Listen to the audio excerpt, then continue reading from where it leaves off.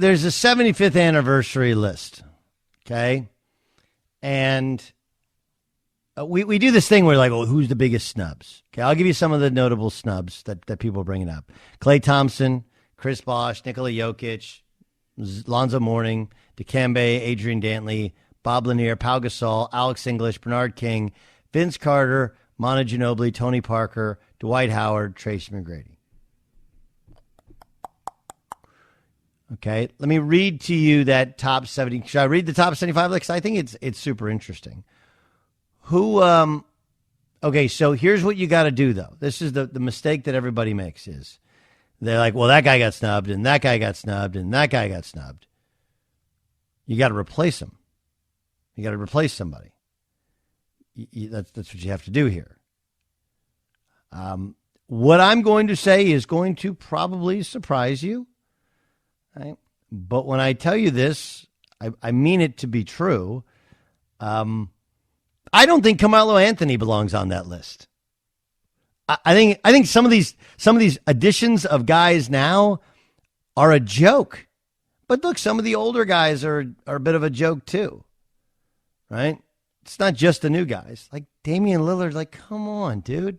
In order to be one of the 75 greatest players in the history of the NBA, okay, you have to at some point in time be considered one of the 5 best players in the NBA. Right? Kareem is a 6-time MVP. He's the all-time leading scorer in the history of the NBA. Are we okay with Kareem Abdul-Jabbar being on it? Yes. Ray Allen is not. He's a very good player. Very good player. But I don't believe there was ever a time when Ray Allen was one of the 5 best players in the NBA. Is there? Anyone? I agree. Okay.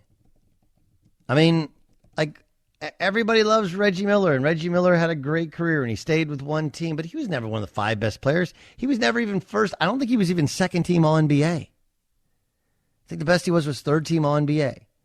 And look, I understand Ray Allen was a 25-point-a-night guy. He was a much more well-rounded guy than the Ray Allen that played for Boston and won a championship in Miami and hit a big shot. He was a really, really, really good player. Really good player. Okay, but in 2007, when he averaged 27 a game, okay, they won 31 games. You know, in order for us to consider you one of the 5 best players, when you have your best year, your team should be at your best. His team's only won big. Now, he had that 1 year early in Milwaukee, I think like his second year in Milwaukee, where they got maybe his third year in Milwaukee, where they made a run.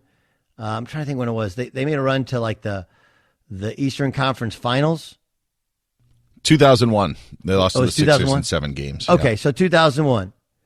But in 2001, when he averaged 22 a game, right, was he one of the 5 best players in the NBA? Buyer, do you believe he's one of the 5 best players in the NBA?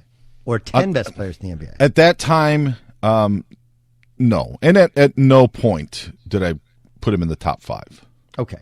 Is that a fair litmus test for who should be? Remember, we're talking 75 years of basketball. Okay, 75 years of basketball. You have to either be something incredibly unique, and even that is really tough, or you got to be one of the 5 or 10 most impactful players in the NBA. And if you're in that kind of fringe, 10 to 15, you got like winning a championship helps. Go ahead. You want to get in? Yeah, here would be my argument for Ray Allen because it's kind of pre-Steph Curry. But when he was the best three-point shooter in NBA history. He's what? Before Steph Curry ended up doing, like, Ray Allen's number 1. He had most three-pointers. Steph's going to fly past him. But in that NBA, he was the best three-point shooter in NBA history. Okay. I don't believe Tracy McGrady belongs anywhere near that list. I thought Kyrie Irving, Kyrie it's a hard one because he's been injured so often, but a dominant player at times in his career. I think Manu Ginobili belongs in there. Everybody knows I'm a big Manu guy in terms of affecting a game, but his stats won't stand up because he didn't play enough minutes. But he played on championship teams. His versatility, he brought so many different things to the NBA, and everywhere he went, they won. So that would be my guy. And then if I was going to take one out, I would probably take Damian Lillard out first.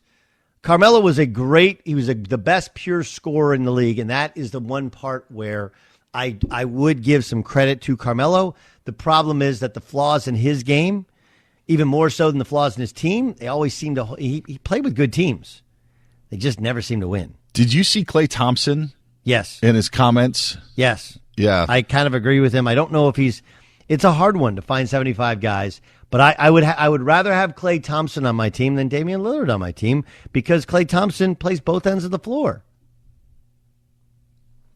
Klay said last night, maybe I'm just naive in my ability to play basketball, but in my head I'm top 75 all time. And then today tweeted or Instagram, woke up this morning still peed about this stupid list.